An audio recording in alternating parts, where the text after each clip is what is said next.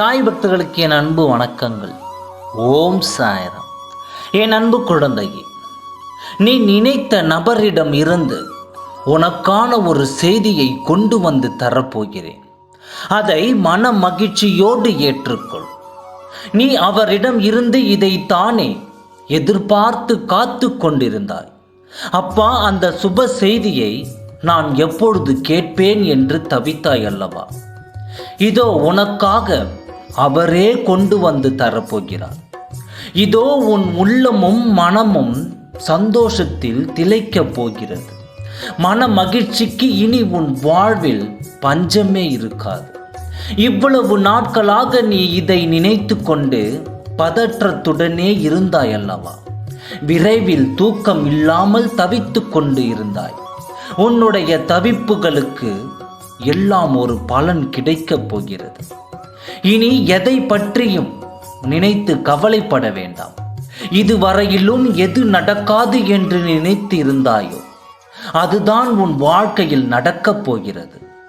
நாம் கண்ட கனவுகள் எல்லாம் கனவாக போய்விடுமோ அப்பா என்று நீ கதி கலங்கி இருந்தாய் அல்லவா? அந்த கனவுகள் எல்லாம் நிஜமாக்கும் தருணத்தை நான் உனக்கு உருவாக்கி தரப்போகிறேன். அப்பா, இனி என் வாழ்வில் என்ன இருக்கிறது என்று ஒரு சில நேரத்தில் நீ விரக்தியில் கூட பேசுகிறாய். இனி உன்னுடைய வாழ்வில் விரக்தி என்ற பேச்சுக்கே இடமில்லை. ஏனென்றால் நீ இவ்வளவு நாளாக என்ன செய்வது என்று அறியாது ஒரு வழியில் பயணித்து கொண்டிருந்தாய். மனம் போன போக்கில் வாழ்ந்து கொண்டும் இருந்தாய்.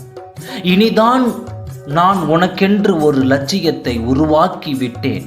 அப்பொழுதுதான் நீ உனக்கான வாழ்வில் ஒரு முக்கியத்துவத்தை பெற முடியும். அதற்காகத்தான் நான் இப்பொழுது இதை செய்கின்றேன். மற்றவர்கள் முன்னாடி நீ கம்பீரமாக வாழ வேண்டாமா? அதை நீ மனதில் வைத்துக்கொண்டு ஒவ்வொரு முயற்சியும் எடு. நான் உன்னுடனே உன் அருகில் இருந்து முயற்சியில் வெற்றியும் பெற செய்ய போகிறேன்.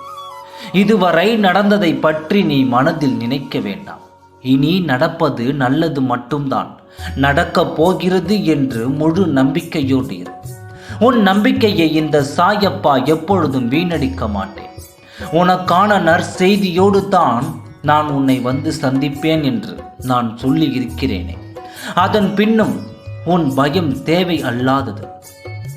உனக்கான நல்லதை நான் தர தொடங்கிவிட்டேன். நல்லதே நினை, நல்லதே நடக்கும். ஓம் சாய்ராம். நன்றி, வணக்கம்.